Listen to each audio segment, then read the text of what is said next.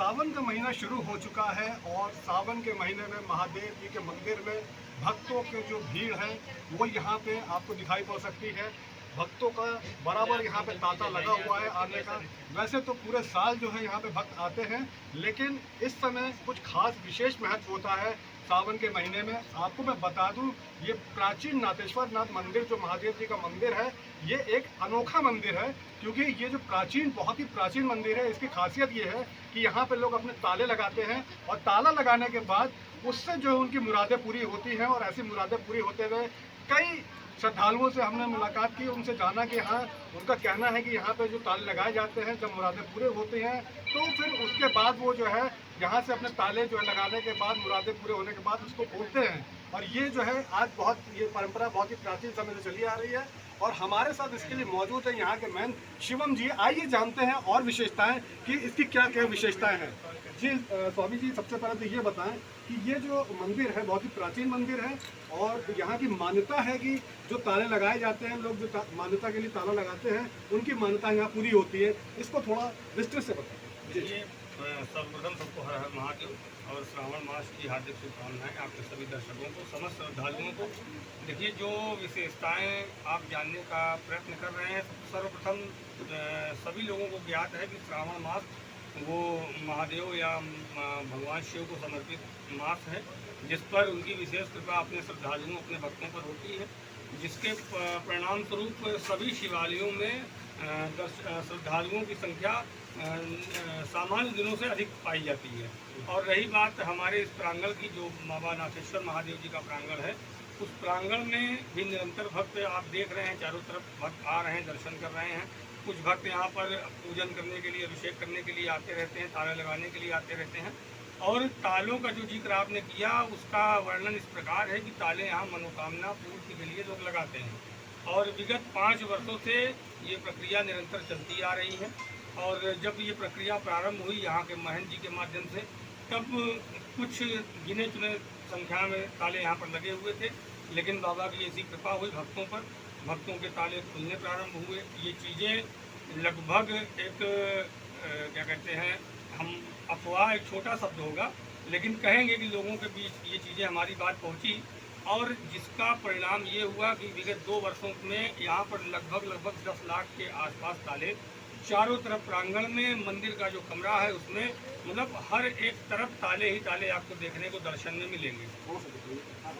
और आप अपने भक्तों को दर्शन करा सकते हैं कि जिधर भी आप नज़र घुमाएंगे उधर बाबा के ताले अर्जी स्वरूप। ये हम लोग कहते हैं कि ये नाथेश्वर महादेव की एक अदालत है, जहाँ पर वो अपने भक्तों के अच्छे बुरे कार्यों का निर्णय करते हैं, उस पर वो अपना निर्णय देते हैं, जिससे उनके जो रुके हुए कार्य हैं, वर्षों से, काफ़ी वर्षों से रुके चले आ रहे हैं, वो कार्य उनके निर्विघ्न संपन्न होते हैं, जिसके कारण उनकी अटूट आस्था बाबा पर बढ़ती है। महन जी, यहाँ पे जब हम एंट्री लेते हैं तो मुट्ठीगंज के अंतर्गत ये स्थित है और जो बड़ी ही पतली सकरी गली यहाँ पे होकर के आती है, तो आपको क्या लगता है कि जिस तरीके से यहाँ पे, जिस तरह मान्यताएं लोगों की पूरी हो रही है, यहाँ पे जिस तरीके से यहाँ पे जो भक्त हैं उनका एक तांता यहाँ लगा रहता है, और पूरे सावन में तो इसकी संख्या काफ़ी बड़ी संख्या में रहेगा, तो कहाँ तक जो है यहाँ पे जो आपके जो भी भक्त हैं या आप लोग हैं, कितनी यहाँ पे दिक्कतों का सामना करना पड़ रहा है? देखिए, हम लोग निरंतर शासन प्रशासन से, आप लोगों के माध्यम से निवेदन करते चले आ रहे हैं, और हमें केवल आश्वासन प्राप्त हुआ है। माननीय मंत्री जी जो हमारे क्षेत्र के हैं, वो यहाँ पर दर्शन हेतु आ चुके हैं, ताले लगा चुके हैं। और माननीय पूर्व विधायक उदयभान करवरिया जी यहाँ पर आ चुके हैं, माननीय सांसद उज्ज्वल रमन सिंह जी। लगभग इलाहाबाद की राजनीति में जो भी हस्तियाँ अपने आप में दमखम रखती हैं, वो इस प्रांगण में बाबा के दर्शन हेतु पधार चुके हैं। तमाम माननीय जिलाधिकारी महोदय, न्यायाधीश महोदय और हमारे उच्चतम न्यायालय के, उच्च न्यायालय के, तो लेकिन क्या है आप हमारी जो मांग है, वो पहली बात तो मंदिर को सुसज्जित तरीके से व्यवस्थित कराने की है, जो कि बहुत ही जीर्ण हो चुकी है। और निरंतर बरसात में ये डर लगा रहता है, किसी भी समय यदि ये क्षतिग्रस्त इमारत भूमिगत होती है, तो यहाँ जो श्रद्धालु रहेगा, हो सकता है, ईश्वर न करे, बाबा का ऐसी कृपा रहे कि उनकी मौत ना हो, उनकी कोई हानि ना हो, लेकिन व्यवस्थाओं को देखकर ये लगता है कभी भी ये दुर्घटना घटित हो सकती है। और अभी कल शहर के एक प्रतिष्ठित अखबार में ये इस लेख को छापा था, महान जी के उसमें, तो हमें माननीय एडीएम महोदय के यहाँ से आश्वासन प्राप्त हुआ है कि हम इसकी जांच कराते हैं परंतु मैंने कहा कि ये आश्वासन का सिलसिला विगत 5 वर्षों से चला आ रहा है और ऐसे ज्ञापन देते देते हम लोग थक चुके हैं।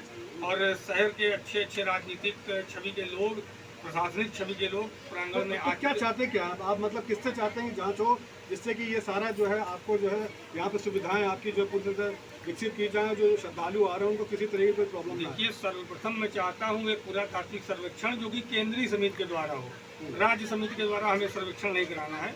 जो केंद्रीय यूनिट है ASI की, हम चाहते हैं कि उनके माध्यम से इसकी जांच कराई जाए। जांच करने पर जो पूरा तात्विक तथ्य उन्हें प्राप्त होंगे, उसके आधार पर हमारी समस्या स्वतः ही समाप्त हो जाएगी।